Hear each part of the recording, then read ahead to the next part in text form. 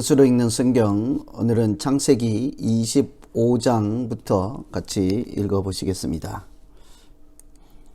창세기 25장은 아브라함의 죽음, 믿음의 조상이라고 하는 아브라함이 등장한 것은 창세기 12장이었습니다. 그러니 12장부터 25장까지가 주로 아브라함에 대한 말씀이라 할 수 있지요. 아브라함의 부르심, 하나님께서 아브라함을 친척 고향 아비 집을 떠나 내가 너에게 지시할 땅으로 가라 하시고 부르시고, 아브라함이 맞이하는 죽음 이야기를 12에서 25장에 걸쳐서 말씀을 다루고 있습니다. 25장에서는 아브라함의 죽음과 에서와 야곱의 출생, 에서와 야곱은 이삭에게서 이렇게 출생을 하겠죠. 그러면 먼저 아브라함의 죽음 전에 어떤 말씀이 있었는가? 사라가 먼저 죽음을 맞이하게 되었죠. 아브라함의 부인 아내가 먼저 죽자 하나님께서는 그 아들 이삭에게 결혼을 하여 아내를 짝을 지어 주었습니다. 리브가, 흔히 우리 레베카라고 하는 이름이죠. 레베카, 리브가 이삭의 아내를 맞이해서 결혼을 하게 되었습니다. 왜 그럴까요? 결혼이 아주 중요한 대사이지 않습니까? 인간 사람이 살아가는데도. 그런데 여기서는 사라는 열국의 어머니였지요.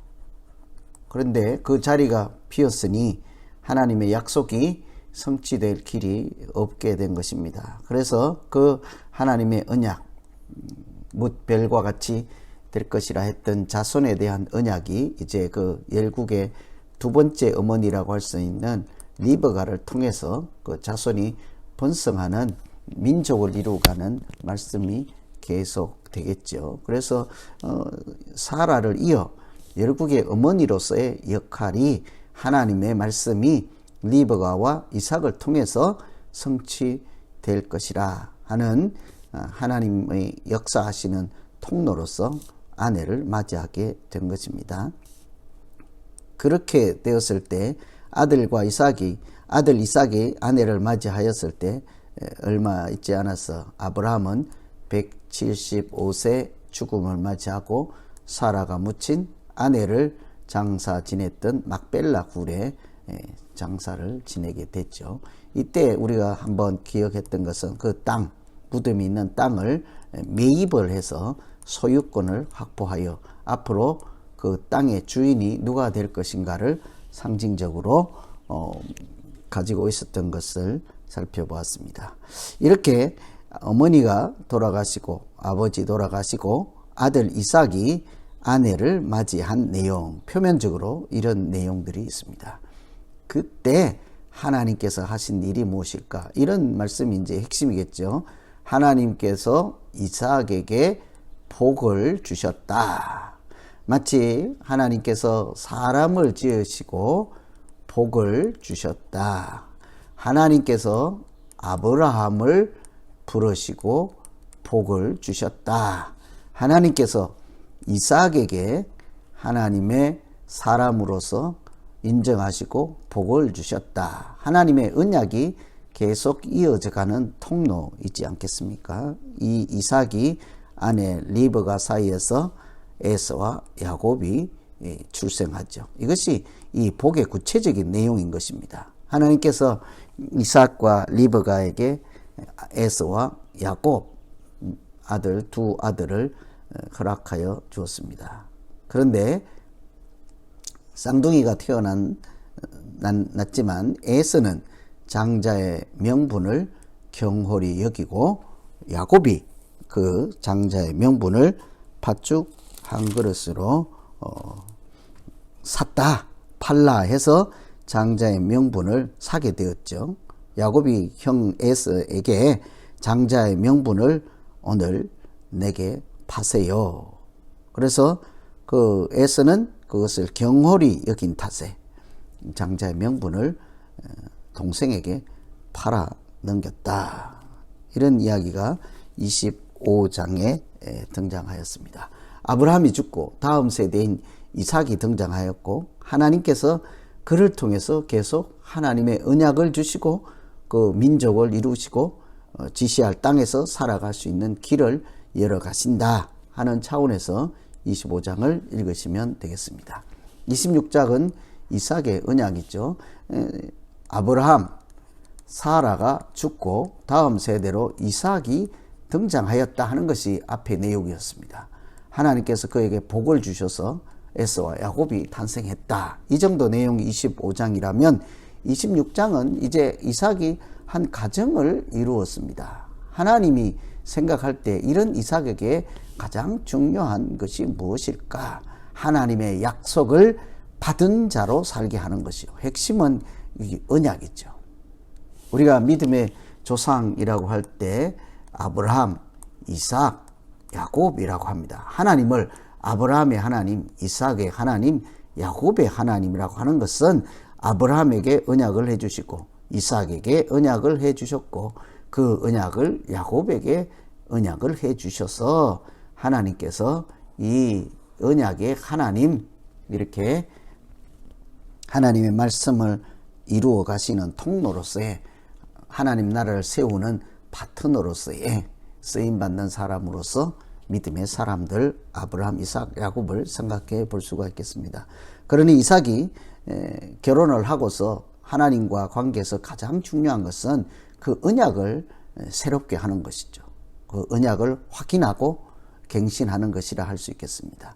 26장에 먼저 나오는 내용은 흉년이 들어서 이삭이 이방 나라 블레셋으로 갔다는 거예요. 블레셋에 가서 거기 아비멜렉 왕에게 의탁을 하였습니다. 먹고 살기 위해서 갔겠죠. 그런데 아브라함 때와 동일하게 하나님께서 애굽으로 가지 말고 그 땅에서 머물라. 그러면 그 땅에서 너가 복을 받고 창대하게 될 것이라. 애굽으로 내려가지 말라 하죠. 그 땅에 유하면 네가 복을 받고 이 땅을 내 자손에게 줄 것이라.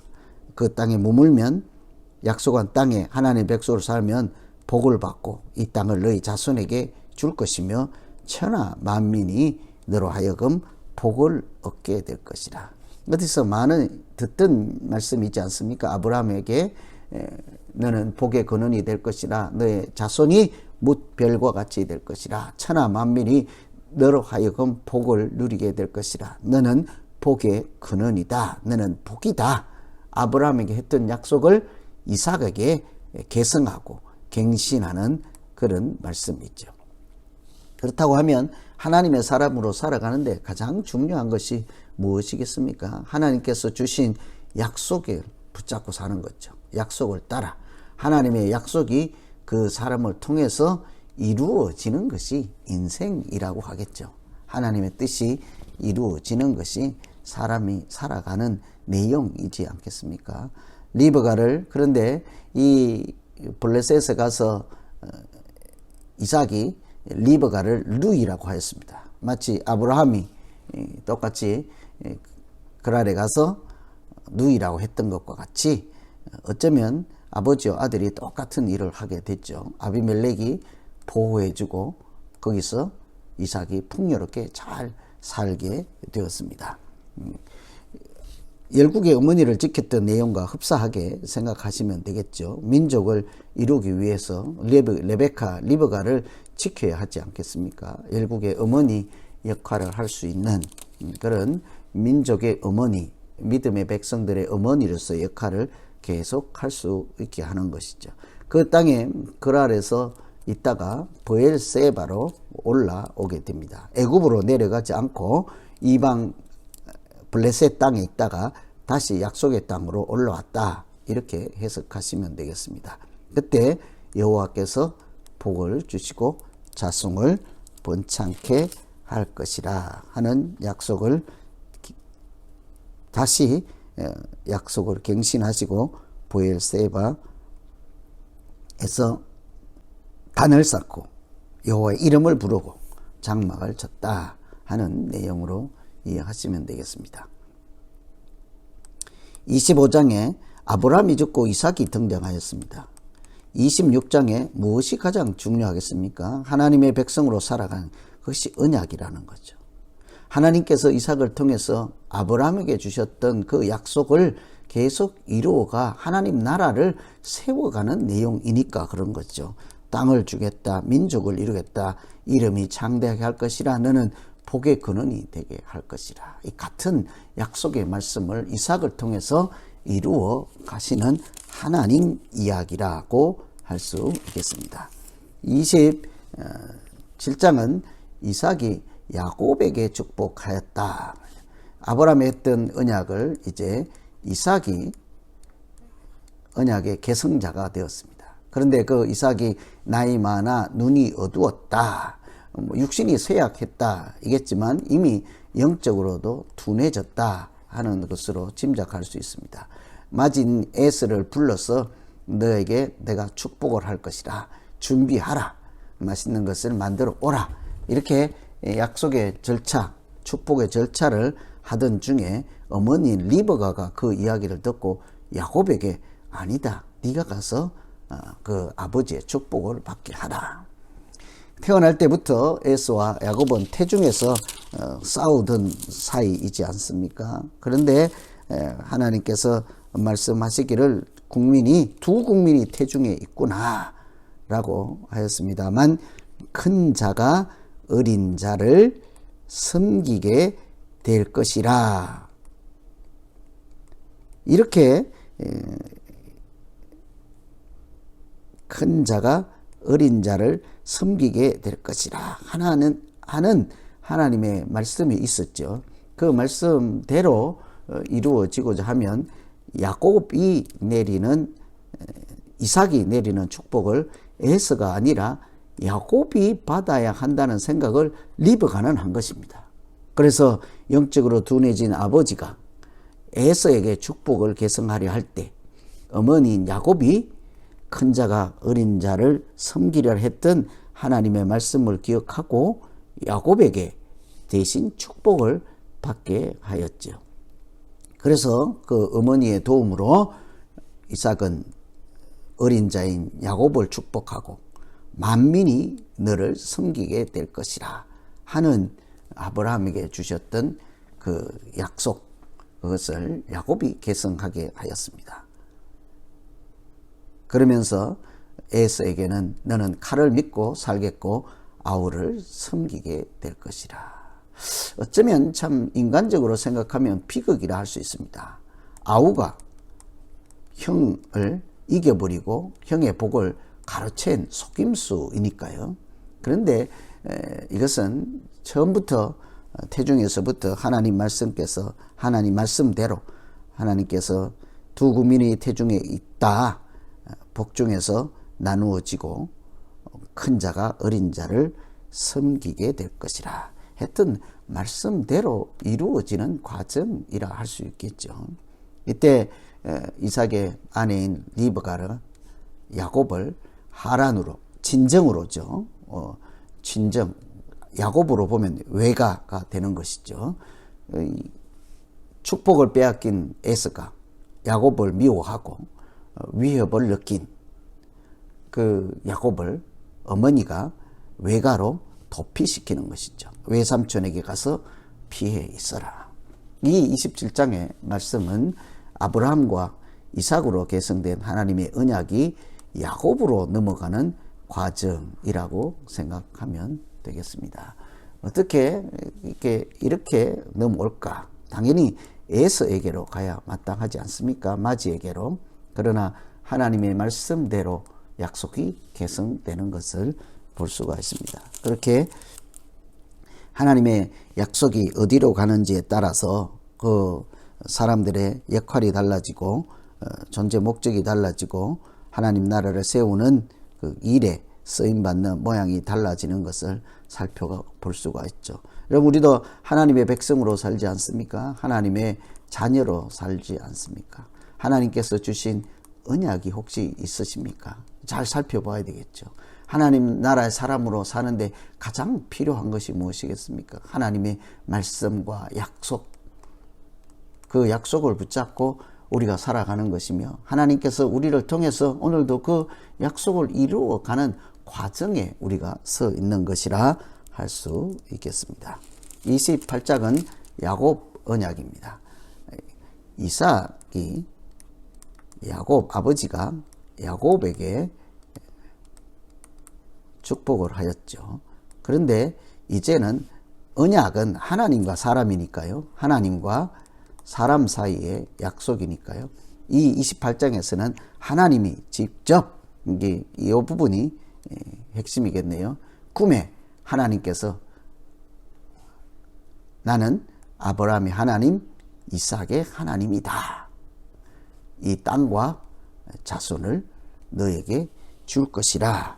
이것은 아브라함과 이삭에게 했던 약속과 사실은 동일한 말씀이죠. 도피기 하는 과정에서 이렇게 몇 날 며칠을 걸어가야 하니까 가다가 저녁에 돌베개를 하고 자는데 꿈에 하늘로 이어진 사닥다리를 보고 그 끝에 하나님이 계신 것을 보았습니다. 나는 너의 하나님 아브라함과 이삭의 하나님이다. 너의 할아버지와 아버지의 하나님이다. 네가 누워있는 그 땅 너 자손에게 줄 것이라. 너 자손이 티끌같이 되게 할 것이라. 사실은 아브라함과 이삭에게 했던 약속은 같은 내용이죠. 그래서 우리가 아브라함, 이삭, 야곱의 하나님, 언약해 주신 하나님, 언약의 통로라고 아브라함, 이삭, 야곱을 생각하시면 되겠습니다. 하나님의 언약을 받은 이 야곱이 그 땅에 루스 땅이지만 그곳을 지명을 베델이라 이름을 바꾼 것이죠. 하나님 은혜를 체험한 곳, 하나님을 만났던 그곳을 하나님의 집이라 이렇게 한 것입니다. 여러분 하나님을 만난 경험 하셨습니까? 하나님이 부르시고 하나님께서 계시를 주시고 말씀하시고 하나님이 만나 주신 그때 그 장소 이렇게 하나님의 집이라는 이름을 붙이고 앞으로 내가 돌아오면 이곳에 하나님의 전을 지을 것이요 나는 하나님께 11조를 드리며 믿음으로 살겠습니다. 모든 것이 나에게 주신 것이 하나님의 것입니다 하는 신앙 고백으로 살겠습니다. 이런 것이죠. 이 이삭이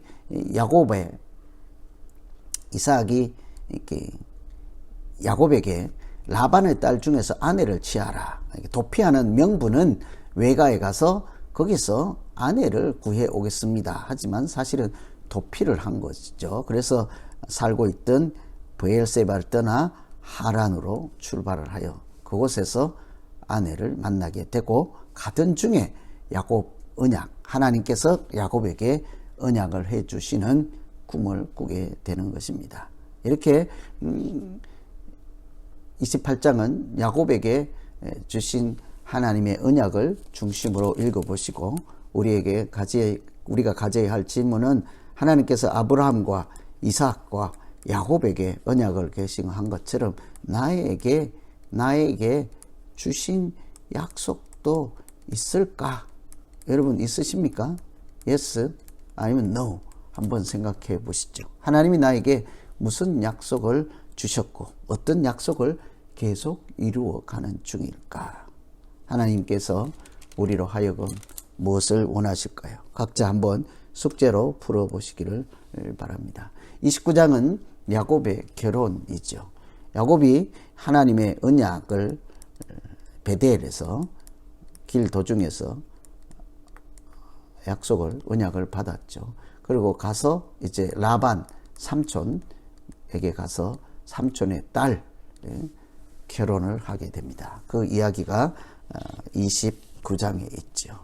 아브람과 사라가 죽고 이삭과 리브가를 통해서 에서와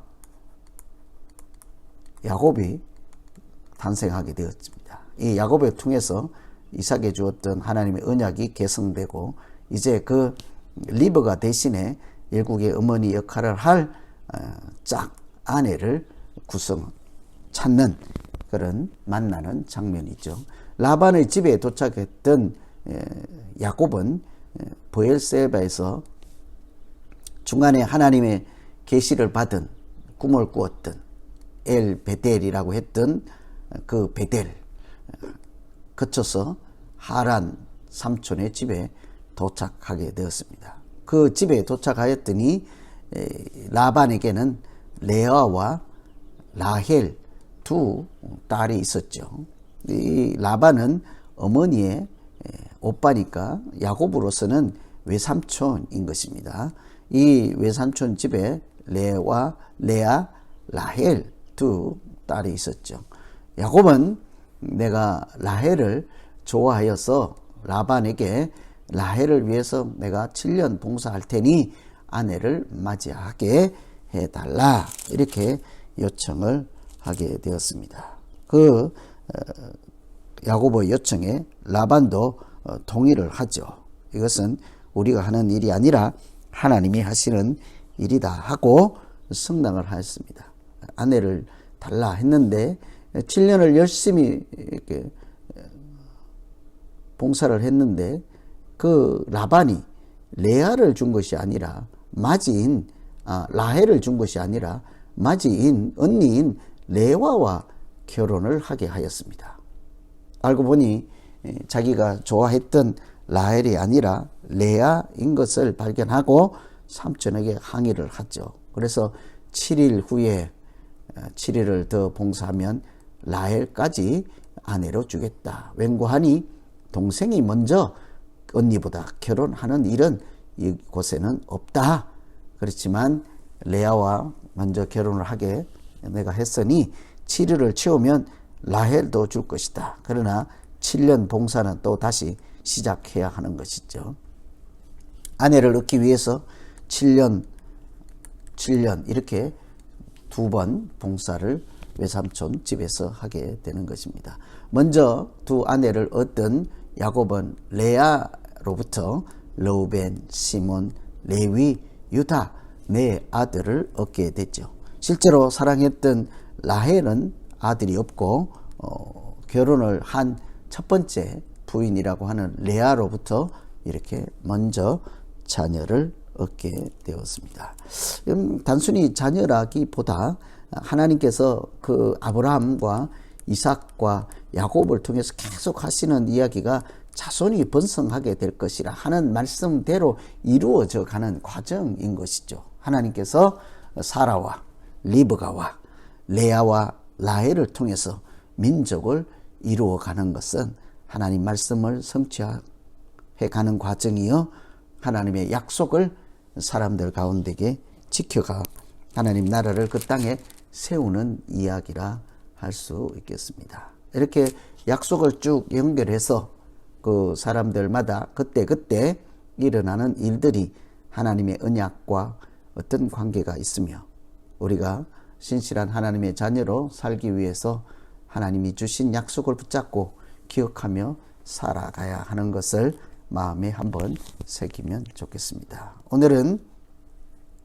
아브라함이 죽는 이야기부터 야곱까지 아브라함, 이삭으로 약속이 계승이 되고 야곱으로 내려와서 야곱에게서 이제 아들들 탄생하는 그런 이야기까지 읽어보았습니다. 아브라함 한 사람을 통해서 이렇게 민족을 이루어가는, 이렇게 넓혀가는, 이렇게 사람들 수가 많아져가는 이런 과정 중에 하나님 나라가 세워지는 것으로 이해하시고 성경을 읽으시면 되겠습니다.